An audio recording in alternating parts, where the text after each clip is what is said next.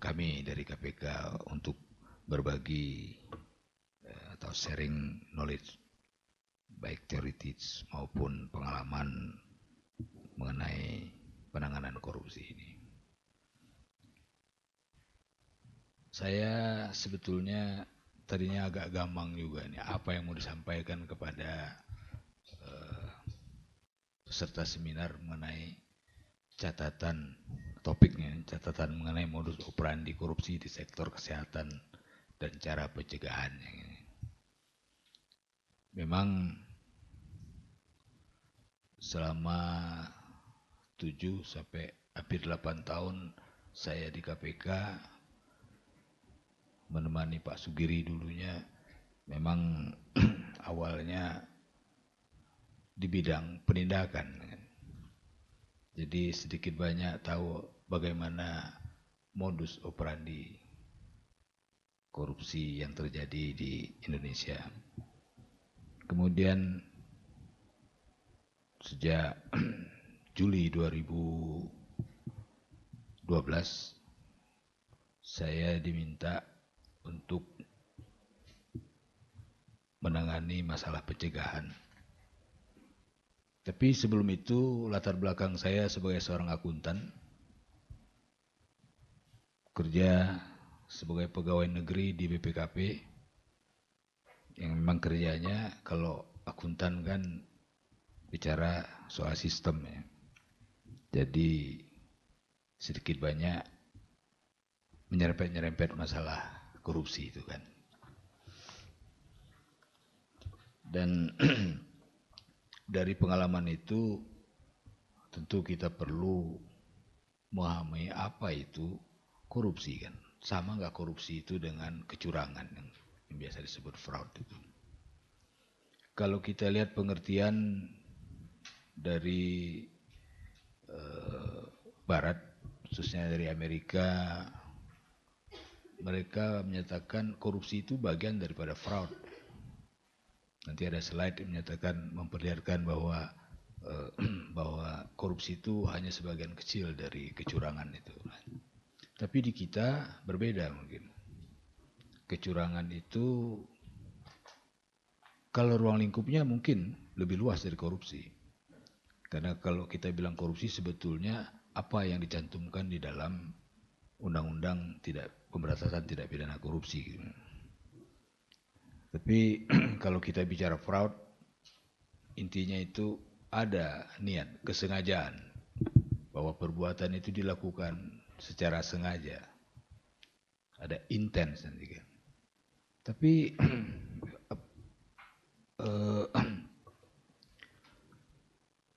intens itu, niat itu untuk melakukan apa? Dan apa dasar atau peluang perbuatan itu terjadi? Nah katanya, kalau kita bicara fraud, kecurangan itu, dasarnya itu ada suatu kepercayaan yang diberikan oleh satu pihak ke pihak lainnya. Kemudian kepercayaan itu disalahgunakan dengan sengaja. Jadi ada niatnya, intensnya. Cara melakukan atau memisrepresentasikan kepercayaan itu dengan upaya-upaya yang curang itu. Ada tipu daya katanya kan. Yang menjadi korban minimal pihak yang memberikan kepercayaan itu, dan ada damage atau kerugian, kerusakan dari perbuatan itu. Nah,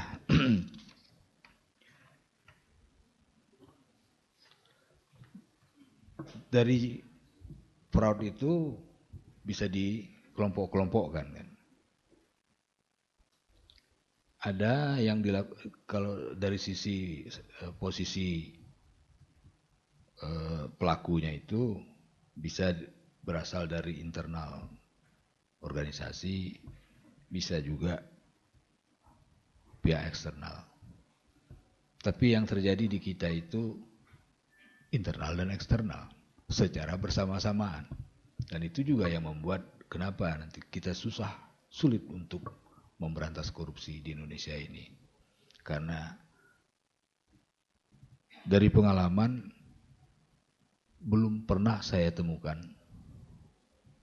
korupsi itu dilakukan secara mandiri, tapi selalu dengan modus kerjasama kan. Ada kolusi di situ. Dan mungkin juga ini perkembangan dari nilai-nilai budaya kita yang tadinya positif, sadar tidak sadar, terkristalisasi atau juga diplesetkan. Tapi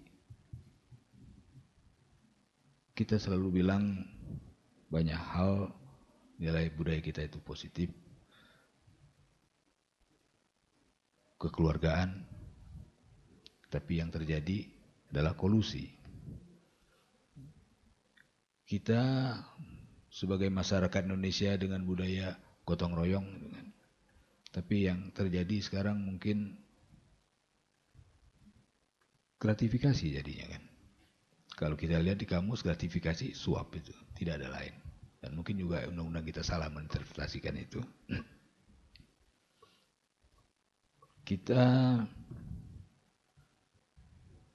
mungkin selalu mengatakan sebagai orang Timur, apalagi orang Indonesia, kekeluargaan itu, silaturahmi itu penting.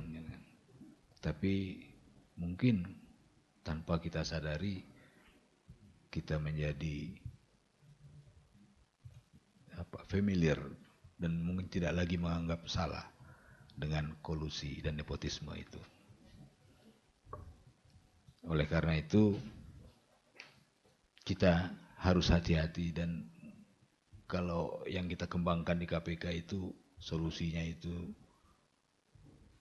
dengan program pembangunan sistem integritas nasional yang memulainya itu dari pembangunan kembali karakter atau nilai-nilai dasar manusia Indonesia yang akan dipilih dari organisasi itu, oleh kalangan organisasi itu yang kita akses untuk membangun tunas-tunas integritas. Tapi itu mungkin cerita lain lagi kan, sisi lain lagi dari topik yang kalau dibahas mungkin sampai sore kita belum ketemu kesepakatannya itu. Tapi kembali kepada persoalan fraud, jenis-jenis fraud, dan kita harus hati-hati bahwa bagaimana cara memandangnya, klasifikasinya mungkin menghasilkan pengertian yang berbeda-beda. Tapi yang jelas, yang tidak terbantahkan bahwa korupsi itu merusak, ada akibatnya kan. Yang repot, yang tidak kita sadari, tanpa kita sadari, dampak dari korupsi ini sangat-sangat pervasif dan dia mengkristal sehingga menjadi apa yang kita katakan sekarang ini, meskipun banyak orang membantahnya, korupsi itu sudah membudaya. Banyak orang yang tidak terima itu karena mengatakan yang namanya budaya itu yang baik-baik itu kan. Nggak ada budaya yang negatif. Tapi mazhab yang membela korupsi juga, mungkin korupsi itu jadi baik juga kan. Dengan hasil korupsi itu orang bisa melakukan investasi, dengan investasi itu terbuka lapangan kerja dan perekonomian bisa bergerak kan. Jadi ada sisi positifnya katanya kan. Di mana letak negatifnya? Kalaupun kita lihat dari sisi positif justifikasi seperti yang saya sampaikan tadi. Yang jelas apapun positifnya dari korupsi itu, minimal rasa keadilan terganggu gitu kan. Padahal tujuan kita berbangsa di Indonesia ini kan sedikit aja tujuannya, tapi selalu ada kata keadilan itu kan, mewujudkan masyarakat yang adil dan sejahtera itu. Jadi kalau pun sejahtera, ujungnya dengan korupsi itu sejahteranya untuk segelintir orang, sehingga rasa keadilannya terusik gitu kan. Tapi bagaimanapun korupsi kan sudah memberikan hiburan kan. Jadi kalau lagi pusing-pusing, ngantuk-ngantuk gitu kan, lihat TV sekarang ini selalu marak dengan berita-berita korupsi kan. Yang ujung-ujungnya kita tidak melihat lagi atau lupa dengan topik bahwa korupsi itu merusak, tapi kita terhibur dengan aspek lain daripada korupsi yang ditangani itu kan. Misalnya selebritis bertambah populer lagi ya kan, dengan kasus-kasus korupsi itu. Apa penyebab korupsi itu? Banyak teori. Ada teori gone katanya kan. Gone, greed. Ada opportunity-nya. Semua orang butuh, ada need-nya, unsur need-nya kan. Ada exposure-nya. Tapi yang lebih populer adalah teori yang menyatakan penyebab korupsi itu dilihat dari 3 sisi yang bersama-sama. Kalau 3 sisi itu ada, terjadilah korupsi itu. Teori ini atau konsep ini dikenal dengan fraud triangle. Dikembangkan oleh Donald Kruse yang merupakan tokoh asosiasi Certified Fraud Examiner yang merupakan organisasi terbesar, terluas mengenai penanggulangan korupsi ini. Jadi organisasinya terluas di dunia saat ini. Dan saya juga mulai belajar menangani korupsi karena ikut pendidikan Certified Fraud Examiner itu. Katanya korupsi itu mulai dari adanya pressure, tekanan. Dalam keadaan normal, manusia juga berpikirnya positif katanya. Dia tidak akan berusaha untuk melakukan hal-hal yang tadi, yang bisa dikategorikan fraud itu. Di sisi lain, di sudut lain, ada kesempatan. Kesempatan ini digunakan kalau ada justifikasinya, rasionalisasi, justifikasi. Saya bekerja siang malam bertahun-tahun, gaji sama aja, gaji dengan tarif pegawai negeri, PGPS, Peter Goblok, pendapatan sama katanya kan. Satu saat saya berhadapan pada kondisi di mana keluarga saya mengalami kecelakaan misalnya. Uang tabungan gak punya. Saya bekerja sebagai seorang pemeriksa. Banyak yang sudah saya bantu, berikan jalan keluar yang dihadapi. Yang selama ini mau memberi saya sebagai imbalan, saya bilang bantuan saya ikhlas. Kita sebagai teman, tapi dengan kondisi ada pressure,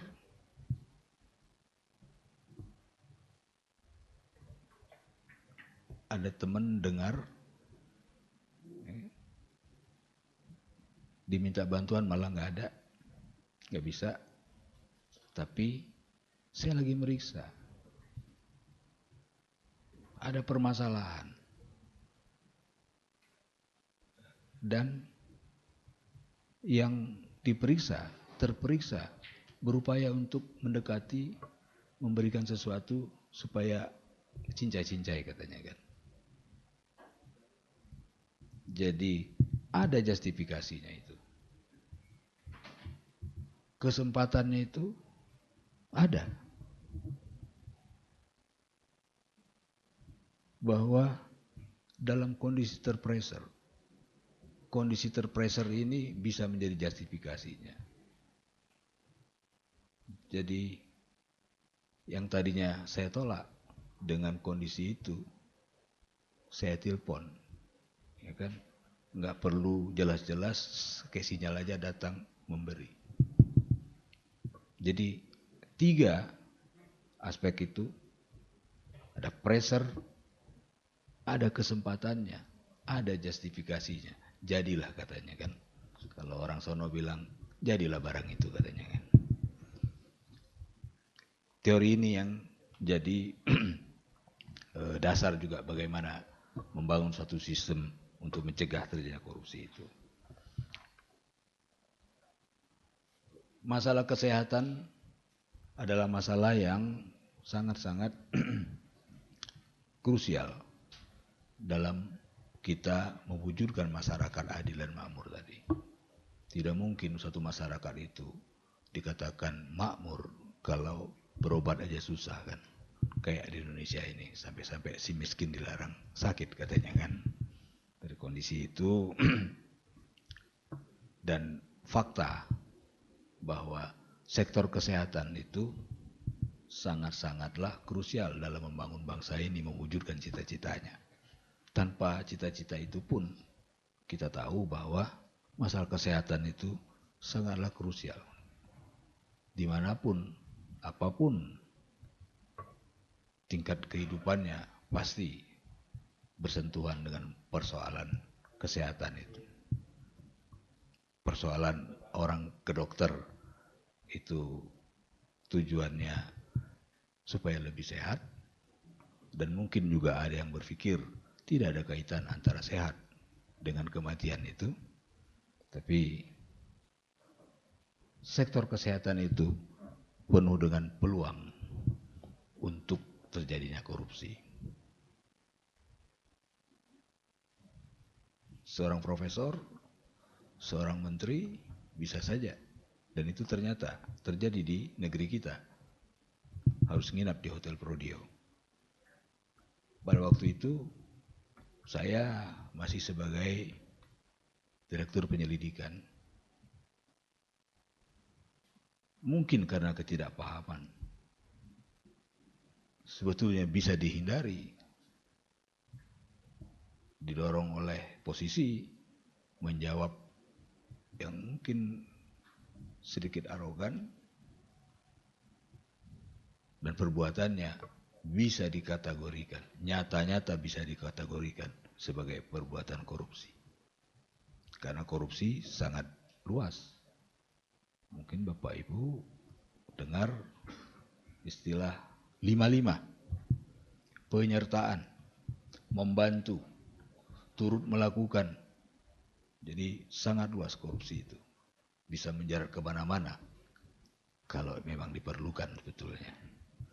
Dan dengan undang-undang TPPU populer sekarang ini, kenapa banyak yang bisa diungkapkan, sampai-sampai bukan hanya pengungkapan itu yang penting, tetapi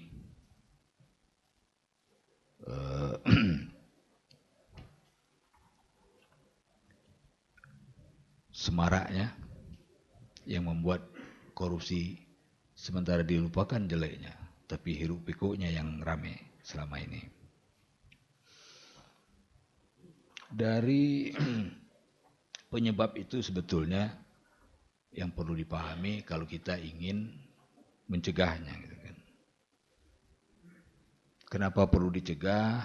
Sebetulnya ya tidak perlu kita bahas panjang lebar sebetulnya. Kita tahu semua bagaimana potret Indonesia mengenai korupsi ini. Dari sisi manapun kita bisa dianggap atau termasuk championnya kan.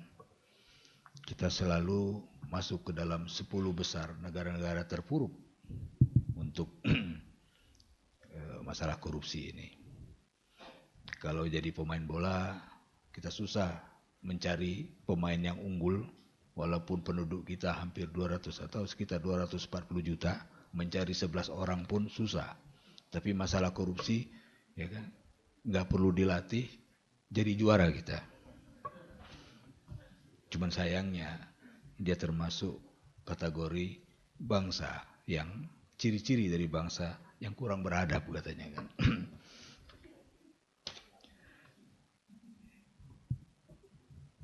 Jadi kalau kita lihat sudah berapa banyak orang-orang yang seharusnya terhormat harus dipaksa menginap di Hotel Prodio, sekian banyak politisi, sekian banyak kepala daerah, sekian banyak orang-orang terhormat, mohon maaf, termasuk yang seharusnya jauh dari itu karena memenuhi klasifikasi sebagai manusia Indonesia yang terdidik, educated. Tetapi nyatanya mungkin karena sudah membudaya, kita tidak tahu lagi mana yang benar, mana yang salah. Korupsi telah menjerat orang tanpa pandang bulu. Dia awam atau terdidik. Dia masyarakat biasa atau masyarakat terhormat. Jadi, apa yang menyebabkan korupsi itu? Secara hakiki, katanya ada 3 hal yang berkaitan dengan penyebab korupsi itu. Yang pertama, dia berkaitan dengan perilaku. Kedua, dia berkaitan dengan masalah culture tadi. Ketiga, dia berkaitan dengan persoalan sistem. Persoalan perilaku, persoalan culture, persoalan sistem ini. Sistem dalam konteks, dalam arti luas, yang menjadi penyebab yang hakiki dari korupsi itu. Nah, kalau kita lihat sekian banyak orang-orang terhormat itu masuk ke penjara. Jadi, dan kalau kita lihat lagi, apakah memberikan efek jerah dengan penanganan korupsi selama ini? Mungkin masih jauh. Kalau kita lihat trennya, semakin semarak, semakin lama, korupsi itu semakin banyak. Apakah karena efek jerahnya tidak efektif atau karena baru terungkap? Tapi yang jelas katanya, kalau kita ingin mencegah korupsi, memberantas korupsi, pada dasarnya kita harus merubah perilaku, harus merubah mindset dari individu-individu manusia Indonesia itu.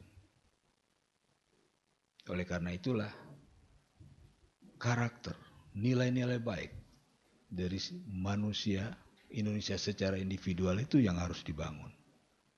Sehingga interaksi di antara individual itu didrive sedemikian rupa agar tercipta suatu budaya, culture yang anti korupsi. Kalau kita katakan yang kita hadapi permasalahan korupsi. Dan kita tahu manajemen dari kehidupan kita, apapun profesinya harus dimanage dengan baik. Harus ada entitas yang diciptakan untuk melaksanakan semua itu. Nah, tidak semua, atau bisa dikatakan entitas-entitas itu berbeda-beda tujuan maupun core bisnisnya. Sehingga kalau kita bicara pemberantasan korupsi, corporate culture dalam entitas itu juga perlu di re-engineering mengatasi persoalan korupsi itu. Seperti apa dia? Mungkin sangat berbeda-beda strateginya, karena nilainya pun berbeda-beda. Oleh karena itu, kembali kepada inti persoalan kita. Kalau kita ingin mencegah korupsi, dimanapun, di bidang apapun, selalu berkaitan dengan tiga hal itu. Bagaimana kita membangun karakter manusia, kalau kita bilang manusia Indonesia yang berakhlak,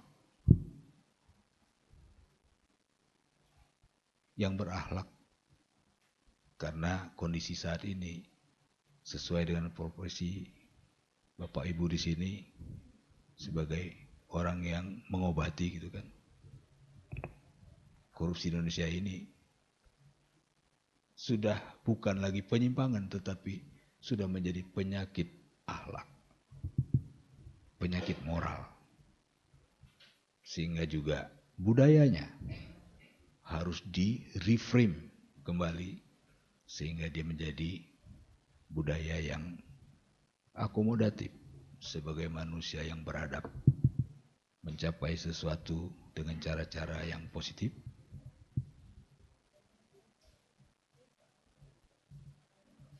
yang manusia bermoral tadi, culture yang positif terhadap pemberantasan korupsi itu diimplementasikan ke dalam bentuk yang formal, ke dalam sistem-sistem formal,